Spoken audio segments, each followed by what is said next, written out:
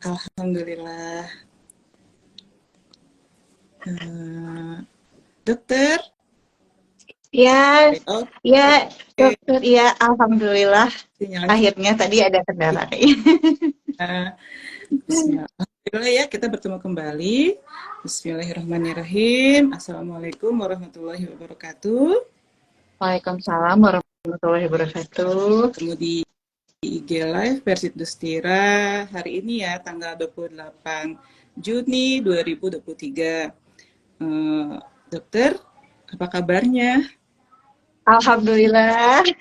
Ini Ibu baik. Semoga semua sehat selalu. Iya. Sore ini kita akan membahas mengenai ini dok, yang lagi banyak dibahas di kita lihat di berita-berita ya dok ya mengenai stunting ya dok ya. Iya, Eh, iya, betul. apa bahaya apa sih korelasi bahaya pajanan rokok pada anak dan stunting? Kenapa sih Betul. Gepers itu kali ini membahas masalah tersebut? Karena kan kita sebagai orang tua tentunya harus mewaspadai si stunting ini kok bagaimana ya? Menakutkan ya kalau menurut saya untuk Betul. kalau misalnya dibilang berlarut-larut. Jadi di sini kita akan membahas secara detail mengenai pajanan rokok pada anak dan stunting. Ini adalah dengan dokter Hani tentunya sebagai narasumber, dokter cantik, spesialis anak yang handal. Dokter, bagaimana kalau kita langsung saja ke memulai topik tersebut ya dok ya? Silakan dok. Baik, baik. Stunting itu Iya, dan bagaimana baik. kita orang tua bisa mewaspadainya. Baik, betul sekali bahwa stunting ini memang belakangan ini menjadi suatu trending topik di dunia kesehatan, bahkan dari organisasi, hampir seluruh organisasi di Indonesia termasuk, alhamdulillah, mendapat atensi yang luar biasa juga dari organisasi Persit Kartika Chandra Kirana, di mana kita bisa lihat dari akun-akun sosial media atau dari publikasi-publikasi secara resmi bahwa banyak sekali kegiatan-kegiatan yang sangat menunjang untuk mendukung agar stunting ini angkanya bisa ditekan. Nah, sebetulnya mungkin ini kita mungkin hanya reminder saja, pasti sudah banyak sekali pemirsa yang mengetahui bahwa stunting itu apa sih? Jadi sebetulnya stunting ini adalah kondisi di mana seorang anak didapatkan tinggi badan menurut usianya pendek. Nah, bagaimana kita mengetahui pendeknya? Tentu saja dengan pengukuran yang dilakukan dengan cara yang tepat dan sesuai standar. Nah, ketika kita melakukan pengukuran tinggi badan anak dan sudah didapatkan hasilnya, tenaga kesehatan akan memplotting tinggi badan tersebut di kurva yang berlaku secara global, yaitu dinamakan WHO Growth Chart nih. Biasanya kita memplot di situ. Ketika tinggi badannya didapatkan kurang dari minus 2 standar deviasi, nah itulah yang dikatakan perawangan pendek. Namun di sini memang sering sekali orang tua kadang suka menjadi hal yang sangat kira-kira kok kayaknya menakutkan sekali gitu ya, agak panik mungkin ibu di sini. Padahal tidak semua pendek itu adalah stunting. Kalau stunting pasti pendek, tapi anak yang pendek belum tentu stunting. Nah, di sini yang perlu dititik beratkan adalah stunting ini sendiri terjadi biasanya disebabkan adanya gangguan gizi yang kronis, infeksi yang berulang gitu, dan adanya stimulus atau stimulasi psikososial yang tidak adekuat. Jadi hati-hati di sini, kita juga memang perlu mencermati kondisi stunting tanpa atau harus menghindari kepanikan yang berlebih gitu. Jadi mungkin kalau untuk definisi stunting sendiri begitu Ibu untuk yang perlu kita ketahui. Nah, mengapa ini menjadi hal yang sangat perlu atensi? Kadang-kadang mungkin bagi sebagian orang hanya cenderung berpikir, oh pendek ya sudah lah ya. Kalau pendek nanti pun mungkin seiring berjalannya waktu ternyata nanti akan tinggi. Biasanya mungkin pemikiran yang dahulu seperti itu. Tapi ternyata di sini kan tadi dititik beratkan adanya korelasi dengan infeksi berulang, gangguan gizi yang kronis atau berlangsung lama, adanya stimulasi psikososial yang tidak adekuat. Nah, ini yang ternyata membawa dampak jangka panjang dan luas bagi masyarakat. Mungkin seperti itu kenapa jadi hit sekali di mana-mana ya stunting ini, Bu. Ya, memang kami khawatir sih Iya, sejujurnya ya dengan betul betul. angka stunting di Indonesia yang tinggi ini kan. Iya, Menurut iya, kemudian ini dok, ya, jadi seberapa ini kan ada tentang bahas pajanan asap rokok ya Mbak Dana. iya, Jadi itu iya. seberapa ya sih si pajanan asap rokok ini pada anak-anak bagi kesehatannya. Tentulah kalau memang misal untuk yang perokoknya jelas lah ya. Iya, Tapi ini kan pajanan asap rokoknya ini untuk anak bagaimana kita bisa aware dan aduh kita benar-benar harus nih rokok tuh harus berhenti gitu. Gimana tuh dok? betul betul. Jadi memang ternyata sekali lagi karena stunting ini memang menjadi pusat salah satu yang memang menjadi titik pusat perhatian karena memiliki dampak yang luas. Jadinya kan pasti semua sisi ditelaah, termasuk salah satunya pajanan rokok ini. Nah, sebetulnya tanpa membahas stunting pun memang pajanan asap rokok atau racun-racun yang berasal dari asap rokok itu memang sangat mempengaruhi kesehatan manusia, baik itu bagi perokok aktifnya atau yang perokok tidak aktif. Nah, gimana yang kita ketahui perokok tidak aktif ini adalah pihak yang tidak merokok tapi terkena nih kecipratan efek sampingnya, ikut menghirup asapnya, baik asap itu yang berupa asap langsung yang kelihatan tuh kebul-kebulnya, atau bahkan mungkin sebetulnya yang perokok aktifnya sudah selesai merokok, asapnya sudah tidak ada, tapi terkena imbasnya dari toksin yang menempel di tubuh atau bagian pakaian dari perokok aktif tersebut. Nah, mengapa ini menjadi hal yang bisa mempengaruhi atau berisiko mengganggu kesehatan? Karena ternyata si toksin ini tidak mudah hilang dan sangat mungkin untuk terhirup, terutama nih kenapa pada anak ini menjadi sangat-sangat harus concern karena memang seorang anak, apalagi kalau misalnya yang usianya di bawah 2 tahun atau masih balita gitu, sebagaimana yang kita ketahui sistem pertahanan tubuhnya belum terbentuk sempurna. Jadi pada rentang usia tersebut akan sangat rentan untuk terjadi infeksi.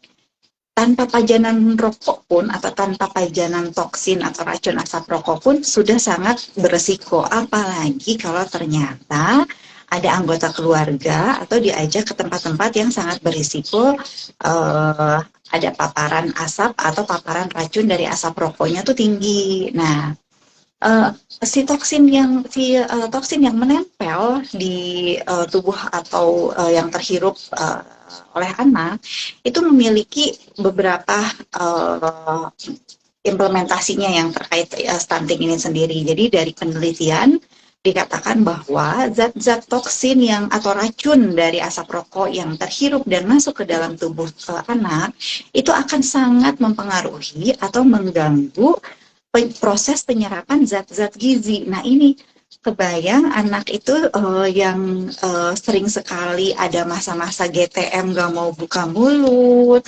makannya juga masih kadang harus kita ajari karena pilih-pilih, ditambah lagi ini ada paparan racun asap rokok yang masuk dan dia menghalangi atau mengganggu penyerapan gizi dari asupan makanan yang dikonsumsi. Itu pertama.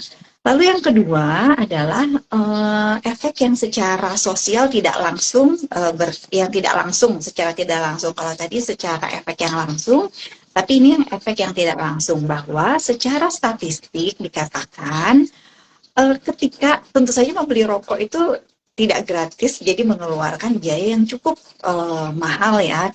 Mungkin ketika membelinya satu batang sehari, dua batang per batang tidak terasa, tapi ketika dikalkulasikan ternyata biaya yang dikeluarkan oleh seorang perokok, apalagi orang tua yang perokok, ini ternyata pada standar ekonomi tertentu itu akan mengganggu asupan gizi yang baik juga bagi seorang anak. Kenapa? Karena seharusnya uang yang bisa dimanfaatkan lebih baik untuk memenuhi asupan nutrisi, dalam arti kata dibelanjakan oleh keluarga untuk telur mungkin atau lauk pauk yang tinggi akan zat gizi gitu. Ini ternyata dialokasikan untuk membeli rokok gitu. Dan memang sayangnya ini bisa kita lihat terjadi di mana-mana ya. Sepertinya orang tuh lebih mementingkan merokok dibandingkan membeli makanan yang bergizi, dan ini juga memang sudah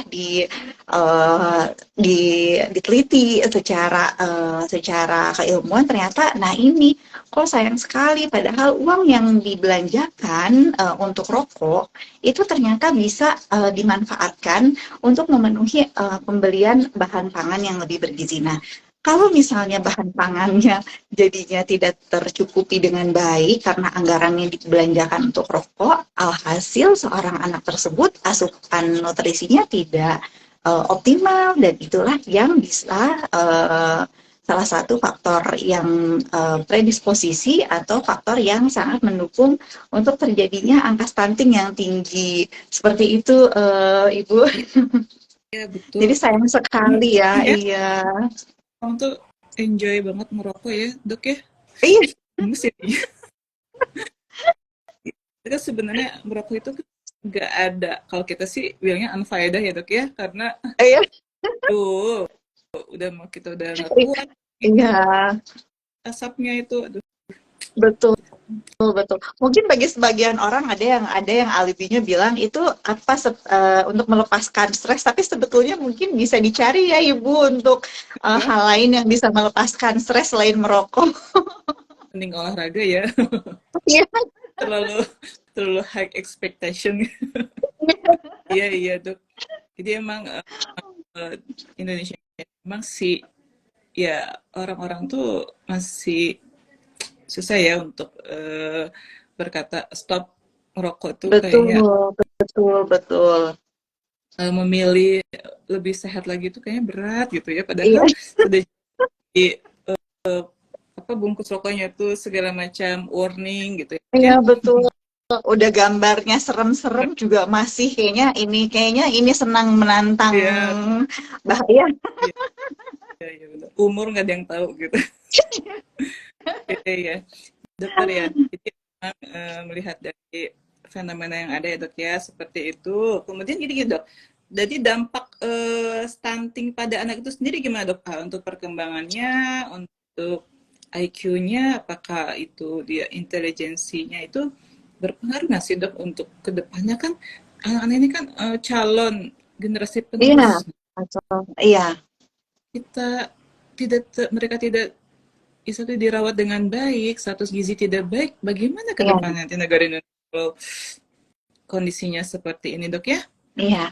Ya, jadi Iya, dampak betul, betul. betul sekali. Jadi dampaknya ternyata memiliki dampak yang sangat serius. Jadi banyak penelitian, bahkan UNICEF juga sudah mengeluarkan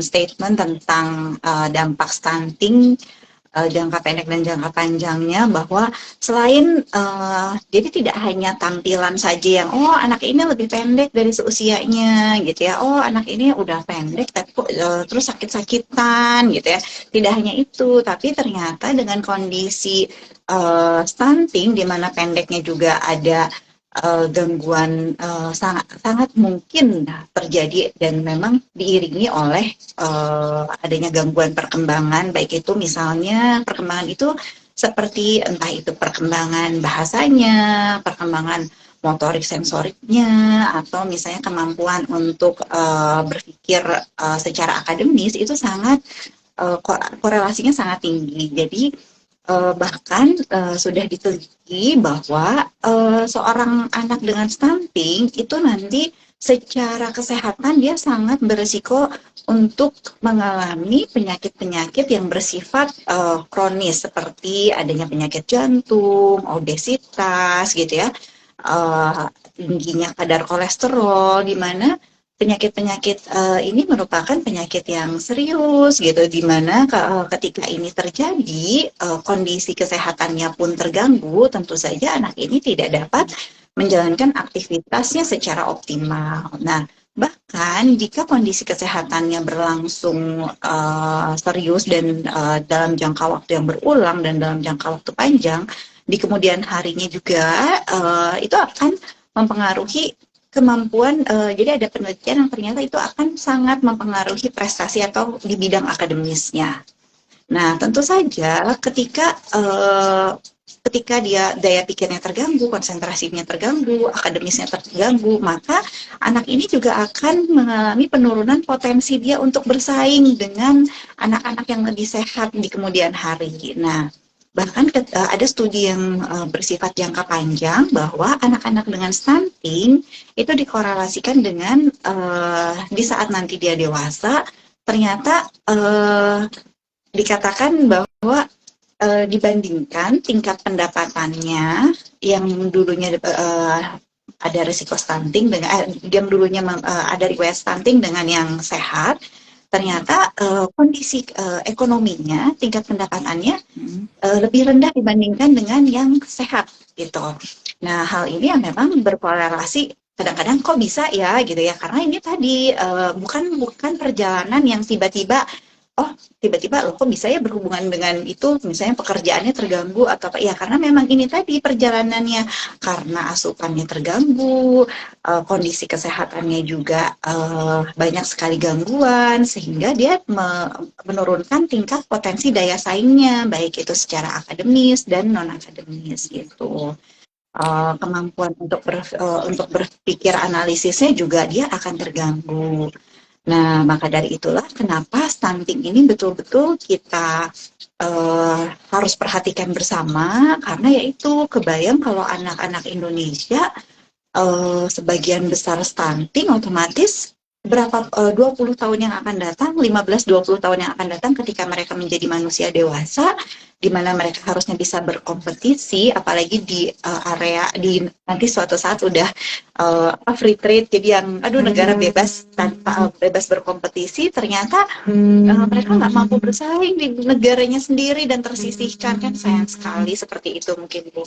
Karena memang awalnya stunting ini angkanya sangat tinggi, awalnya itu sekitar sekitar kalau yang terakhir sudah di 21%, memang ada penurunan yang signifikan. Jadi memang ketika awal ditelaah itu yang perawakan pendeknya saja tanpa ada stunting sudah tinggi, tapi setelah telaah lebih jauh, yang stunting itu tinggi mencapai di atas 24%. Nah, tapi karena ini memang programnya sangat-sangat diatensikan gitu ya oleh seluruh lapisan masyarakat, terakhir itu memang alhamdulillah sudah mengalami penurunan di kisaran 21%. Mudah-mudahan akan terus menurun.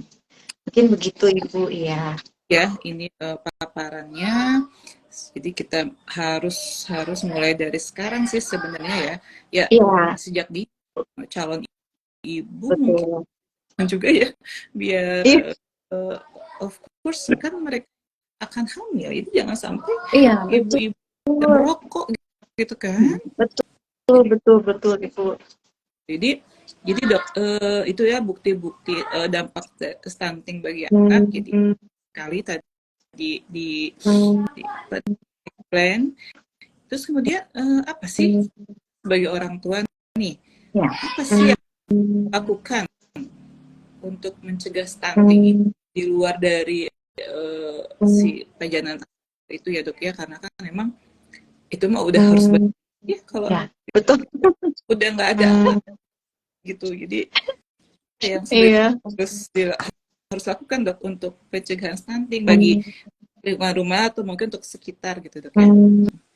Ya, Baik, jadi memang, nah ini memang yang betul-betul harus diperhatikan adalah pencegahan, di mana pencegahan ini bukan dari sejak anak mulai dilahirkan, justru jauh sebelumnya dari anak-anak usia remaja yang memang kan suatu saat betul sekali Ibu, suatu saat anak itu akan menjadi tumbuh dewasa, menikah, menjadi orang tua gitu ya, yang akan melahirkan anak-anak yang diharapkan menjadi generasi penerus yang berkualitas. Nah, jadi memang perlu disiapkan sebagai contoh praktis di sini mulai kalau untuk dari anak-anak usia remaja baik itu putra ataupun putri itu harus disiapkan untuk asupan gizinya harus seimbang antara protein, karbohidrat, dan lemaknya, juga untuk multivitamin atau yang kalau istilah medisnya mikronutrien. Nah, jangan terbuai karena saat ini kan banyak sekali varian makanan atau jajanan yang sebetulnya nilai gizinya, aduh, mungkin rendah ya, Ya, tapi sebenarnya enak gitu. lihat Iya di sekolah-sekolah kadang saya pikir ini benar mungkin ya, kayak seblak gitu. benar nggak Jadi teh? memang harus sangat diperhatikan, Ya, betul. Jadi dari usia remaja memang harus diperhatikan asupannya. Nah, khususnya pada remaja putri itu diberikan sangat diperhatikan untuk asupan kecukupan kadar zat besinya. Biasanya memang pada usia-usia sekitar sekolah menengah atas ada program pemerintah untuk pemberian tablet zat besi ya gitu. Nah, dari usia remaja memang sudah dipersiapkan. Jadi jauh sebelum menikah itu, bahkan pada anak-anak kita usia remaja sudah kita persiapkan agar kondisinya optimal. Nah, nanti ketika sudah menginjak usia dewasa, mempersiapkan pernikahan, pastinya akan lebih baik apabila dilakukan screening rutin untuk pemeriksaan kesehatan. Nah, nanti saat masa kehamilan juga ibu-ibu di sini barangkali ada viewers yang sedang menantikan buah hati juga harus betul-betul diperhatikan asupan makanan, jenis makanan, multivitamin yang dari dokter kandungannya juga harus diminum gitu ya. Nah, menjaga kesehatan dengan dia juga melakukan kontrol teratur, lalu memeriksakan kandungan untuk mendeteksi apakah ada kelainan dari janin dan kandungannya. Lalu setelah itu juga ketika masa-masa persalinan dan anak itu sudah lahir, sangat-sangat direkomendasikan untuk pemberian ASI eksklusif karena memang di situ kita sebagaimana ketahui ASI adalah merupakan zat yang sangat berharga yang tidak ternilai manfaatnya. Jadi memang disarankan untuk pemberian ASI eksklusif, lalu juga pemantauan tumbuh kembang berkala. Jadi alhamdulillah karena sekarang ini juga status pandemi juga sudah dicabut, mungkin Posyandu juga peran Posyandu akan bisa lebih aktif seperti sebelumnya. Jadi pemantauan tumbuh kembang juga bisa dilakukan dengan lebih optimal dan biasanya juga suka ada pemberian makanan tambahan ketika nanti anaknya menginjak usia 6 bulan. Dan ketika diberikan makanan atau MPASI juga kita harus sangat memperhatikan jenis-jenis makanannya, harus yang bergizi seimbang, dan pemberian imunisasi pada anak wajib dilakukan. Karena apa?